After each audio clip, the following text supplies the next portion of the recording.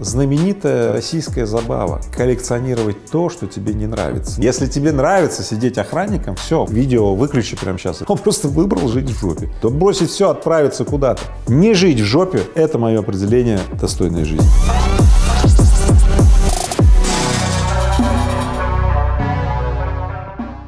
Игорь Владимирович, есть вот такая жизненная простая ситуация, мне кажется, полстраны в ней так или иначе находится.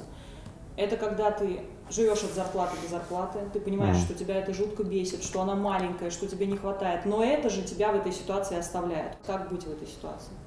Да. Как вырваться из денежной жопы?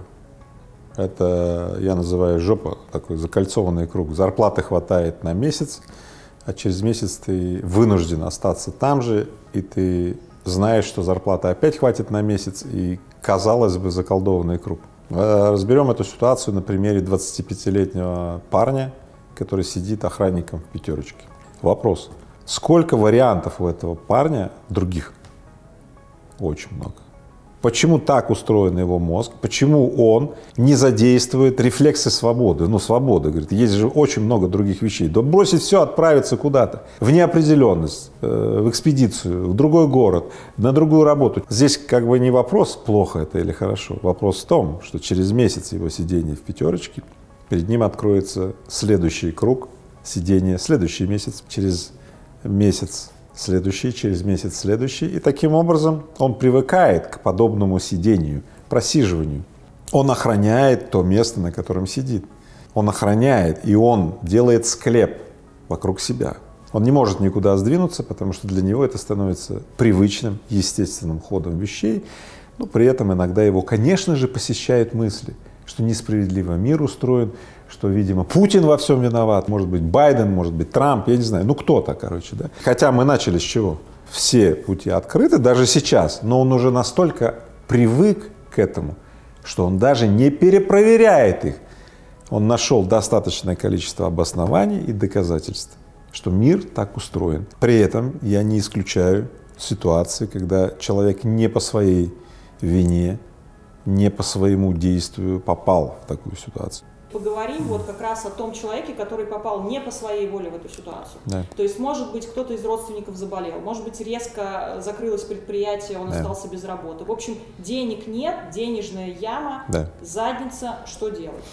Бывают ситуации в жизни, что, например, тебя сократили неожиданно, и ты вынужден был выйти на работу охранником. Окей. Кстати, для того, чтобы не оказаться в состоянии безработного и не искать следующую работу из состояния безработного, что хуже, ты вышел в состояние охранника. Вопрос следующий: ты поставил будильник, тайминг, какое время ты разрешил себе это делать, ну как времянка. Вот если ты не поставил будильник на то, что вот, ну там не больше 3 месяцев, за 3 месяца ты обязательно сдвинешься куда-то, ты можешь там зависнуть. Это вообще знаменитая российская забава — коллекционировать то, что тебе не нравится. Ты такой на 3 месяца поставил, ну да, 3 месяца поработаю охранником. Через 3 месяца ты говоришь: продлевать будете? И еще продлю на 3 месяца. За эти несколько раз по 3 месяца ты нашел достаточно аргументов себе, что ну а что, вот так живут, и еще другие 4 миллиона людей так живут. Если тебе нравится сидеть охранником, все, вопрос закрыт, это видео, выключи прямо сейчас это видео, все, не досматривай до конца. Но если тебе не нравится, но ты оставляешь это себе, то ты коллекционер херни, которая тебе не нравится. Выкинь эту херню. Конечно же, из этого, ну, в принципе, порочного круга вырваться очень сложно.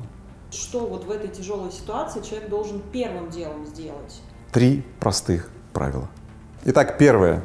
Не зависай в той заднице, в которой либо сам решил и оказался, или вынужденно оказался. Не зависай. Поставь себе будильник на 3 месяца. Все, за 3 месяца ты обязан пойти дальше. Это раз. Правило второе. Не увеличивай жопу. Не увеличивай, не дозанимай денег. Не думай, что вот сейчас я займу, а потом что-то обломится и все. Не надо кредиты, не надо в этот момент. Замри, подсократи затраты, расходы. Ну, скукожься. Легкая доступность потребительских кредитов позволяет легко расширить задницу, в которой люди оказываются. Ну, кажется, мы сейчас перекредитуемся там, и потом жизнь наладится, и все. Наладится. С какого хера она наладится? Просто яма еще больше становится. И третье. Очень важно. Помните ту фразу «попал в говно, сиди и не чирикай»? Вы знаете, что случается с теми, кто, попав в такую ситуацию, досадует на себя, сидит, ему не хочется лицо потерять, ему очень страшно, что люди будут говорить, да, и он не обращается за помощью.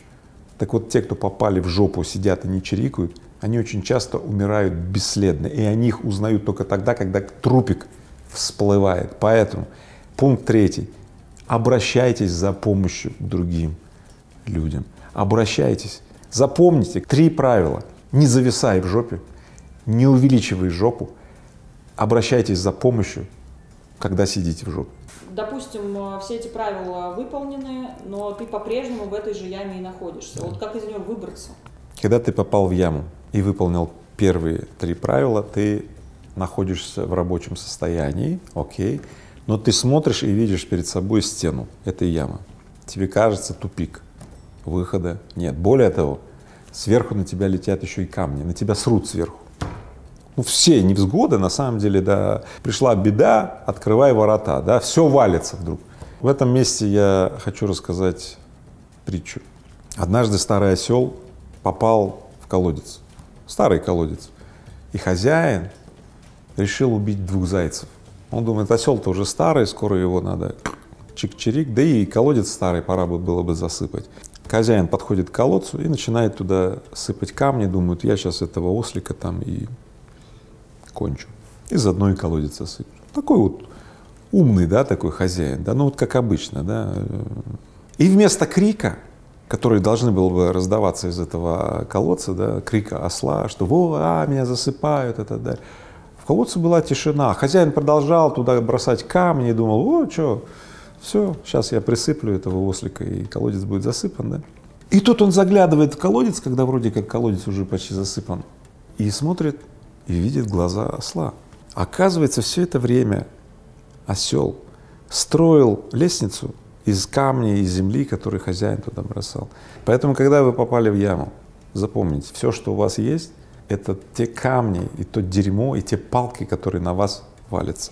Надо строить из говна и палок шалаш, лестницу. Надо строить из того, что есть, больше. На самом деле по жизни всегда действует это правило.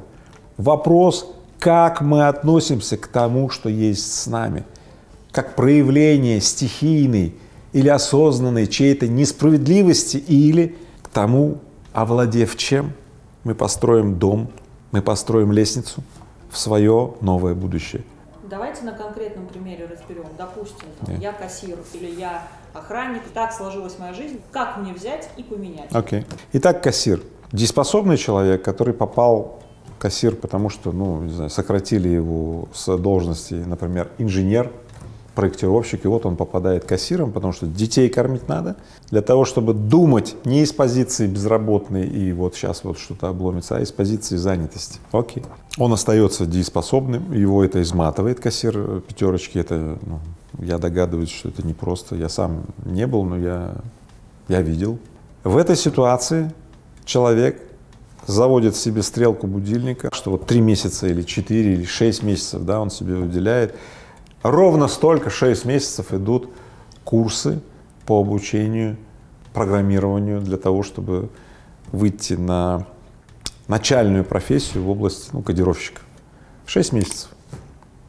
Все это время этот кассир, да, по ночам, подчеркиваю, да, по ночам учится на курсах.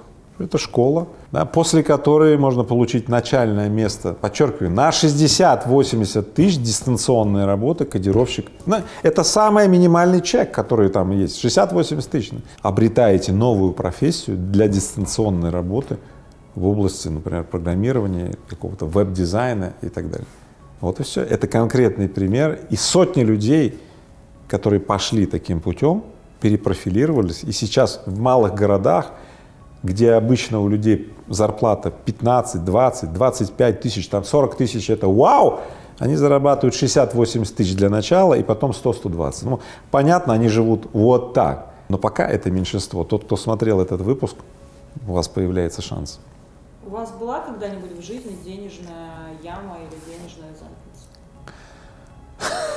задница? У меня была черная дыра в момент, когда я вдруг понял, что я все деньги, которые у меня есть, которые у меня могут быть завтра и послезавтра, все уходит в эту черную дыру, я еще становлюсь должным. Это было в момент, когда я чувствовал 2008 год, кризис, когда мы могли потерять весь наш бизнес Технониколь. Когда пришли банки, типа говорят, с тех пор я ненавижу брать кредиты в банках. И всем говорю, ребят, запомните, берешь чужие, отдавать свои. Берешь деньги, отдавать своим мясом и кровью. И помогло вырваться именно то, что в этот момент я встретил учителя, который мне сказал очень важные слова. Не расширяй яму, не продавай активы за бесценок в этот момент. Я как-то уже делал такой выпуск. Да? То есть он, в принципе, повторил мне слово в слово то, о чем я сейчас рассказываю. Я применил это. Оказалось, это была моя иллюзия безмерности этой ямы. Иллюзия. Я просто не стал дергаться в этот момент, да, я не стал увеличивать эту задницу своими, ну, правда сказать, неадекватными действиями, хотя меня подмывало. И когда вдруг в какой-то момент появилась та самая лестница, и я выбрался из этой ямы, и мои ощущения полной безмерной глубины этой задницы вдруг исчезли, я вдруг увидел, как сильно я раздул представление об этой жопе.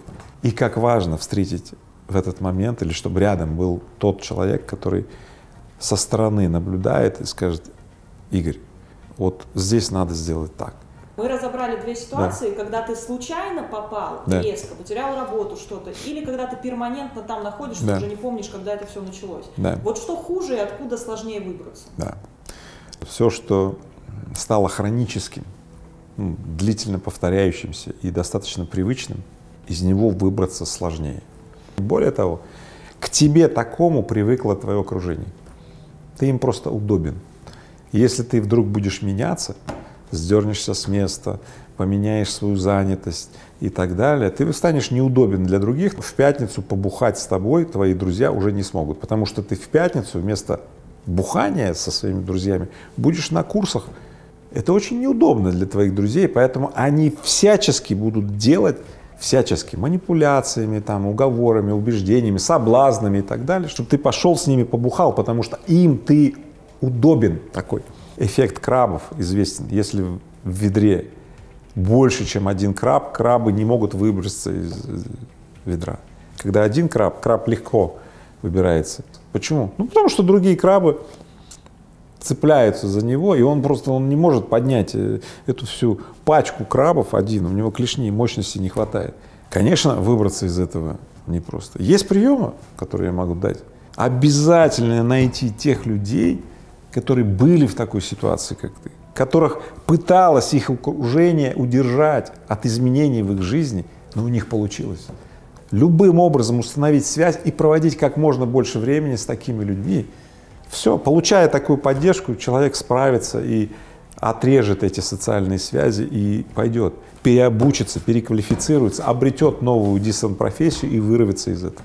А тому, кто попал временно, ну, тому все благоволит для того, чтобы это не стало постоянным. Он на самом деле еще сам к этому не привык, его окружение не привыкло. Он на задоре вырваться из этого. Именно в этот момент важно не побыть в этой ситуации, да, не побыть, а уже начать отталкиваться от этого дна, опираясь на это твердое дно, подчеркиваю, работа охранником или кассиром — это очень твердое дно, конкретно.